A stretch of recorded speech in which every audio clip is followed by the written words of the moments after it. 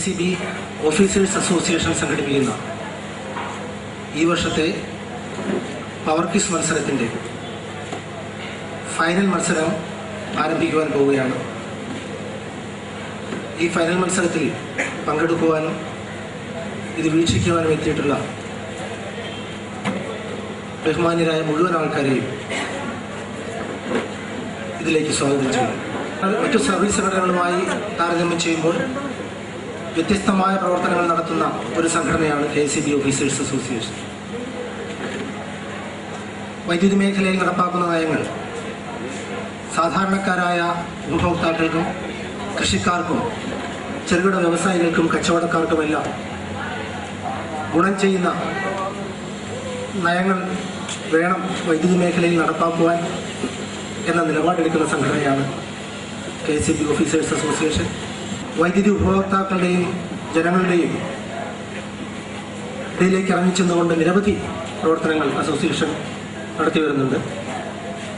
അതിലൊന്നാണ് ഈ power quiz മത്സരം. പ്രാഥമിക തലം, ജില്ലാതലം, മേഖലാതലം തുടങ്ങിയ 3 ഘട്ടങ്ങൾ കഴിഞ്ഞുള്ള ഫൈനൽ മത്സരമാണ് ഇന്നിവിടെ അരങ്ങേറുന്നത്. 1ാം സമ്മാനം നേടുന്ന ടീമിന് 10,000 രൂപ ക്യാഷ് അവാർഡും സർവ്വവിശേഷരീയ റോളിംഗ് ട്രോഫിയും നൽകുന്നു. 2ാം സമ്മാനം നേടുന്ന ടീമിന് 5,000 രൂപ ക്യാഷ് അവാർഡും KL റാവു ട്രോഫിയും എവർ റോളിംഗ് ട്രോഫിയുമാണ് നൽകുന്നത്.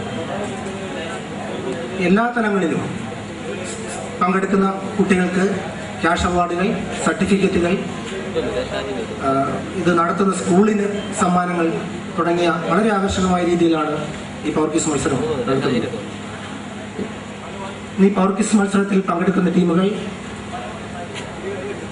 Government polytechnic Neyyattinkara, government HSS Thodupuzha, government college Tripunithura, government Victoria college Palakkad, Mary Matha arts and science college Mananthavady, government Brennen HSS Thalassery. ഈ മത്സരത്തിലെ സ്കോറർമാർ Shri Muhammad Ashraf T, senior superintendent, electrical section Burnassery. അതുകൂടാതെ Jayaprakashan P, assistant engineer, electrical section Iritty. ഇനി ക്വിസ് മത്സരം നയിക്കുന്നത് Shri PV ലതീഷാണ്. Shri Latheesh KCB officers അസോസിയേഷൻ്റെ സംസ്ഥാന സെക്രട്ടറിയാണ്. വൈദ്യുതി ബോർഡിലെ അസിസ്റ്റന്റ് എക്സിക്യൂട്ടീവ് എഞ്ചിനീയറാണ്. എന്തായാലും തലശ്ശേരിയുടെ മണ്ണിൽ ഇത്തരമൊരു ക്വിസ് മത്സരത്തിന്റെ ഫൈനൽ സംഘടിപ്പിക്കാൻ കഴിഞ്ഞാൽ ഞങ്ങൾക്ക് വളരെ സന്തോഷമുണ്ട്, ചാരിതാർത്ഥ്യമുണ്ട്. യഥാർത്ഥത്തിൽ KCB ഓഫീസേഴ്സ് അസോസിയേഷൻ സംഘടിപ്പിക്കുന്ന പവർ ക്വിസ് മത്സരത്തിന്റെ ഫൈനൽ ആദ്യമായിട്ടാണ് കണ്ണൂർ ജില്ലയിലേക്ക് തന്നെ എത്തുന്നത്. അപ്പോൾ കണ്ണൂർ ജില്ലയെ സംബന്ധിച്ചിടത്തോളം കണ്ണൂർ ജില്ലയിലെ വിദ്യാലയങ്ങളിൽ പഠനത്തിന്റെ കാര്യത്തിലും പഠനേതര കാര്യങ്ങളിലൊക്കെ വളരെ മുൻപന്തിയിൽ നിൽക്കുന്ന ഗവൺമെന്റ് ബർണൻ ഹയർ സെക്കൻഡറി സ്കൂളിൽ വെച്ച് ഈ മത്സരം നടത്താൻ ഇടയായതിൽ ഞങ്ങൾക്ക് അതീവ ചാരിതാർത്ഥ്യമുണ്ട്. ആദ്യം തന്നെ ഒരു വാക്ക്, നിങ്ങൾ സദസ്സിൽ നിന്ന് വിദ്യാർത്ഥികൾ നല്ല രീതിയിൽ എല്ലാ ടീം അംഗങ്ങളേക്കും വേണ്ട പ്രോത്സാഹനം നൽകണം എന്ന് അപേക്ഷിക്കുകയാണ്. കാരണം നിങ്ങളെപ്പോലെ തന്നെയുള്ള വിദ്യാർത്ഥികളാണ്. നിങ്ങളുടെ സതീർത്ഥ്യരെ പ്രോത്സാഹിപ്പിക്കുന്ന അതേ സ്പോർട്സ്മാൻ സ്പിരിറ്റിൽ തന്നെ എല്ലാ ടീം അംഗങ്ങൾക്കും വേണ്ട പ്രോത്സാഹനം നിങ്ങളുടെ ഭാഗത്തുനിന്ന് ഉണ്ടാകണം എന്ന് പ്രതീക്ഷിക്കുന്നു. ആദ്യമായി ടീം അംഗങ്ങളെ ഈ മത്സരത്തിൽ പങ്കെടുക്കാൻ വേണ്ടി കേരളത്തിന്റെ വിവിധ ഭാഗങ്ങളിൽ നിന്ന് തലശ്ശേരിയിൽ നിങ്ങളുടെയൊക്കെ ആതിഥേയത്വം നുകർന്നുകൊണ്ട് വിവിധ ഭാഗങ്ങളിൽ നിന്ന് ഇവിടെ ടീമുകൾ എത്തിക്കഴിഞ്ഞിട്ടുണ്ട്. അവര് ഇവിടെ ഓൾറെഡി ഇരുന്ന് കഴിഞ്ഞിട്ട് നമുക്ക് ആദ്യം തന്നെ അവരെ പരിചയപ്പെടാം.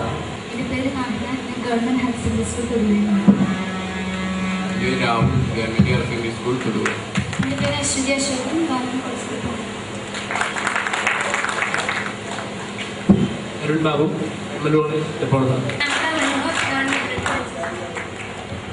Sanjay Daniels, Government Higher Secondary School. Anita Kumar, Government Polytechnic. UDM में Mary Matha arts and science college Mananthavady. Usha George, Mary Matha arts and science college. Team F, Palakkad government Victoria college. ഈ തലശ്ശേരിയിൽ നടക്കുന്ന പവർ ക്വിസ് മത്സരത്തിന്റെ ഫൈനൽ മത്സരത്തിന്റെ നിബന്ധനകളിലേക്ക് ഞാൻ കടക്കുകയാണ്. ഈ മത്സരം 6 റൗണ്ടുകളിലായിട്ടാണ് ഇവിടെ നടക്കുന്നത്. 6 റൗണ്ടുകളിൽ നടക്കുന്ന മത്സരത്തിന്റെ ആദ്യത്തെ 3 റൗണ്ടുകൾ ABCDEF എന്നുള്ള ഓർഡറിലായിരിക്കും ചോദ്യങ്ങൾ ചോദിക്കുക. അതിനുശേഷം നടക്കുന്ന 3 റൗണ്ടുകൾ അല്ലെങ്കിൽ അവസാനത്തെ 3 റൗണ്ടുകൾ തിരിച്ചിട്ട് റിവേഴ്സ് റൊട്ടേഷനിലായിരിക്കും. അതായത് FEDCBA എന്നുള്ള ഓർഡറിലായിരിക്കും അവസാനത്തെ 3 റൗണ്ടുകൾ നടക്കുക. എല്ലാ റൗണ്ടിലും ഓരോ ടീമിനും ഒരു ഡയറക്റ്റ് ക്വസ്റ്റ്യൻസ് ഉണ്ടായിരിക്കും. അതായത് ഒന്നാമത്തെ റൗണ്ടിൽ ആദ്യത്തെ ചോദ്യം ടീം എയോടായിരിക്കും, രണ്ടാമത്തെ ചോദ്യം ടീം ബിയോടായിരിക്കും. ഡയറക്റ്റ് ചോദ്യത്തിന് നേരിട്ട് ഉത്തരം പറയുകയാണെങ്കിൽ 10 മാർക്കും, പാസ് ചെയ്ത് വേറെ ഏതെങ്കിലും ടീമാണ് ഉത്തരം പറയുന്നതെങ്കിൽ അതിന് 5 മാർക്കും. ഇനി ഭാഗികമായിട്ടാണ് ഉത്തരമെങ്കിൽ അത് ക്വിസ് മാസ്റ്റർ തീരുമാനിക്കുന്നതിന് അനുസരിച്ചുമായിരിക്കും മാർക്ക്. നെഗറ്റീവ് മാർക്ക് ഇല്ല. ഡയറക്റ്റ് ചോദ്യങ്ങൾക്ക് സാധാരണഗതിയിൽ 10 സെക്കൻഡാണ് സമയം അനുവദിക്കുക നിങ്ങൾക്ക് ഉത്തരം പറയുന്നതിന് വേണ്ടി. ഉത്തരം പറയുന്നതിന് മുന്നേ നിങ്ങൾക്ക് കൂട്ടായി ഇപ്പൊ രണ്ടുപേരാണല്ലോ ഒരു ടീമുള്ളത്, നിങ്ങൾ തന്നെ ചർച്ച ചെയ്തുകൊണ്ട് ഒരാൾ മാത്രമേ ഉത്തരം പറയാവൂ. എന്ത് കഴിഞ്ഞാലും ആദ്യത്തെ ഉത്തരം മാത്രമേ സ്വീകരിക്കുകയുള്ളൂ. രണ്ടാമത് പാസ് എന്ന് പറഞ്ഞതിന് ശേഷം ആദ്യത്തെ ടീം ഉത്തരം പറഞ്ഞാൽ പോലും ആ ഉത്തരം എടുക്കുന്നതല്ല, രണ്ടാമത്തെ ടീമിന് മാത്രമേ അതിനുള്ള അവസരം കിട്ടൂ. അതുകൊണ്ട് ആ കാര്യങ്ങളിൽ ടീം അംഗങ്ങൾ കുറച്ചുകൂടി ശ്രദ്ധിച്ചുകൊണ്ട് പരസ്പരം ചർച്ച ചെയ്തുകൊണ്ട് ആ സമയത്തിന് ഉത്തരം പറയണമെന്ന് അഭ്യർത്ഥിക്കുകയാണ്. Thodupuzha government higher secondary school.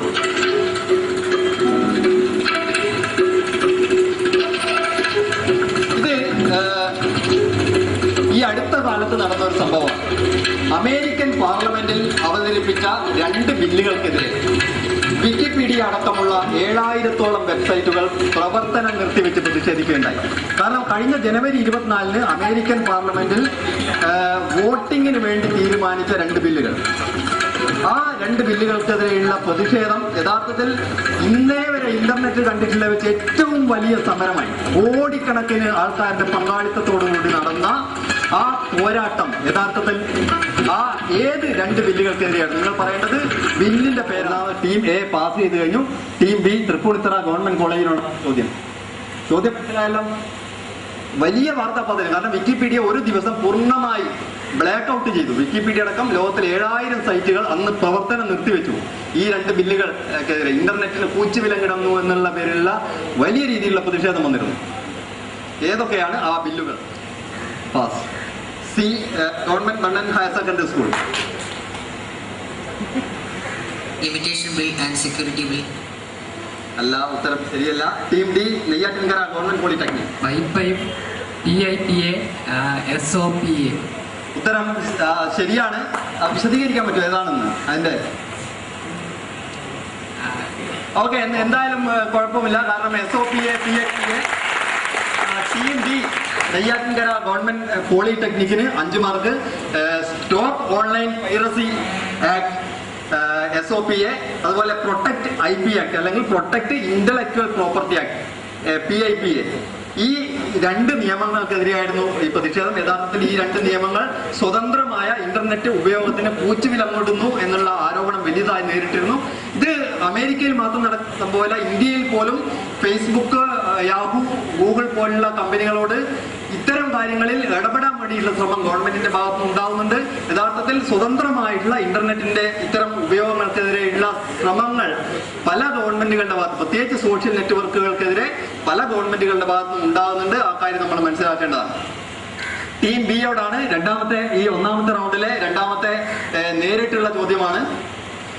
ഇന്ത്യയിൽ ഡീസൽ, പെട്രോൾ ഈ സാധനങ്ങൾക്കൊക്കെ കുറെ കാലം മുമ്പ് വരെ പ്രൈസ് തീരുമാനിച്ചിരുന്നത് അഡ്മിനിസ്ട്രേറ്റീവ് പ്രൈസിംഗ് മെക്കാനിസം ഉപയോഗിച്ചിട്ടാണ്. കാരണം നമ്മുടെ ഗവൺമെന്റ് തലത്തിൽ തന്നെ ഈ കാര്യങ്ങൾ ചർച്ച ചെയ്തുകൊണ്ട് ഒരു പ്രൈസിംഗ് മെക്കാനിസം ആയിരുന്നു ഉണ്ടായിരുന്നത്.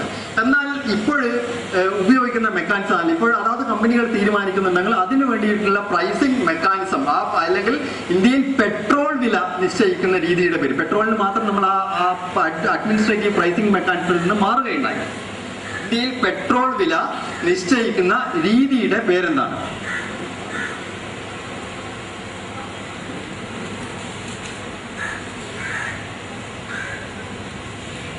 നിങ്ങൾക്ക് കാണാം, ഇന്ത്യയിൽ തന്നെ ലോകത്തിലെ ഏറ്റവും കൂടുതൽ പെട്രോളിന് നിരക്ക് ഈടാക്കുന്ന രാജ്യങ്ങളിലൊന്നാണ് ഇന്ത്യ. മറ്റുള്ള സംസ്ഥാനങ്ങളെക്കാളൊക്കെ വലിയ ഉയർന്ന നിരക്കിലാണ് നമ്മുടെ പെട്രോളിന്റെ വില. എന്തടിസ്ഥാനത്തിലാണ് നമ്മൾ ഇത്തരം വില നിർണയം നടത്തുന്നത്? ആ രീതിയാണ് ചോദ്യം. Yes, team C.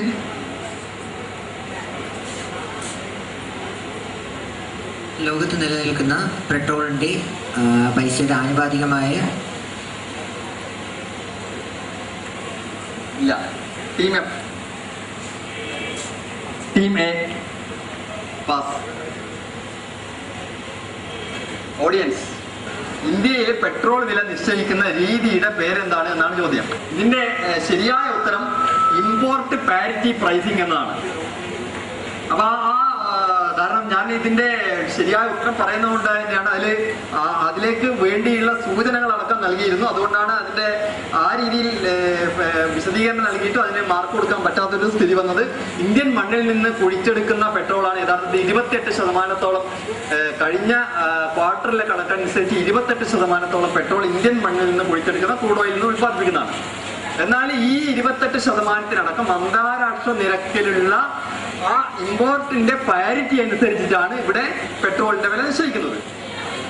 Team C government Brennen secondary school Thalassery Nobel സമ്മാന ജേതാവായ ഒരു ഇന്ത്യൻ വംശജനെ ഈയിടെ യുണൈറ്റഡ് കിങ്ഡം UK സർ പദവി നൽകി ആദരിക്കുകയുണ്ടായി. ആരാണ് അദ്ദേഹം? രാമകൃഷ്ണൻ. ഉത്തരം വളരെ ശരിയാണ്. Venkataraman Ramakrishnan, government Brennen higher secondary സ്കൂളിന് 10 മാർക്ക്. വെങ്കട്ടരാമൻ രാമകൃഷ്ണൻ നമ്മുടെ ഇന്ത്യയുടെ അഭിമാനമായ ഒരു ശാസ്ത്രജ്ഞനാണ്. 2009 അദ്ദേഹത്തിന് റൈബോസോമുകളെ കുറിച്ചുള്ള കണ്ടുപിടുത്തത്തിന് നോബൽ സമ്മാനം കിട്ടുന്നത്. 2010 ഇന്ത്യയിലെ രണ്ടാമത്തെ ഏറ്റവും ഉയർന്ന ബഹുമതിയായ പത്മവിഭൂഷൺ നൽകി അദ്ദേഹത്തെ രാജ്യം ആദരിക്കുകയുണ്ടായി. ടീം ഡിയോടാണ്. ടീം ഡിക്കുള്ള ഡയറക്റ്റ് ക്വസ്റ്റ്യൻ ആണ്. ഇക്കഴിഞ്ഞ ജനുവരി മാസത്തിലെ ഒരു സംഭവത്തിലേക്ക് നിങ്ങൾ ശ്രദ്ധ ക്ഷണിക്കുകയാണ്. ഇറാനിലെ ഒരു പ്രമുഖ ആണവ ശാസ്ത്രജ്ഞൻ അജ്ഞാതർ നടത്തിയ ബോംബ് സ്ഫോടനത്തിൽ കൊല്ലപ്പെടുകയുണ്ടായി. വളരെ ശ്രദ്ധിക്കപ്പെട്ട വാർത്തയായിരുന്നു. ആ ഇറാനിലെ ആണവ നിലയങ്ങളുടെ നടത്തിപ്പിൽ നിർണായകമായ സ്വാധീനമുള്ള ഒരു ആണവ ശാസ്ത്രജ്ഞൻ വളരെ ദുരൂഹമായ ഒരു കാർ ബോംബ് സ്ഫോടനത്തിൽ ടെഹ്റാൻ നഗരമധ്യത്തിൽ വെച്ച് കൊല്ലപ്പെടുകയുണ്ടായി. അത് ചെയ്തത് ഇസ്രായേലാണ് എന്നുള്ള, ഇസ്രായേലിലെ മൊസാദ് എന്ന ചാരസംഘടനയാണെന്നുള്ള വലിയ രീതിയിലുള്ള പ്രചരണങ്ങളും അതിനെ സാധൂകരിക്കപ്പെടുന്ന വസ്തുതകൾ ഉണ്ടായിട്ടുണ്ട്. എന്താണ് ആ ശാസ്ത്രജ്ഞന്റെ പേരെന്താണ് എന്നാണ് ചോദ്യം. Team D Neyyattinkara government polytechnic. Mahmood Abbas അല്ല. Team E Mananthavady Mary Matha arts and science ഇല്ല. Team F Victoria college pass. Team A Thodupuzha government higher secondary school pass. Team B Tripunithura government college